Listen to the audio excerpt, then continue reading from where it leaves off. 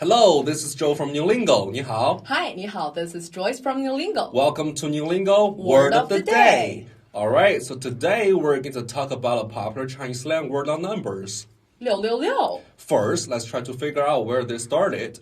If you spent some time on the internet before, you should be familiar with terms like GG, which stands for good game. 6 means something have been done expressively, and number 6, 6, has the same sound, which is much easier to type out. So 666 is commonly used by Chinese people in daily conversation.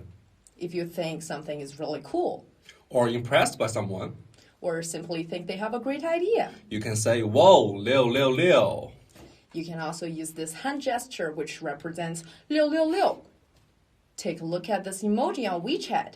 You can set this when you're impressed by something that people say. Or just simply show appreciation. And people will love it. Alright, so that's it for today. See you on the next episode. If you like this video, please subscribe. And give us a thumb up. And we'll say 666. 再见。再见。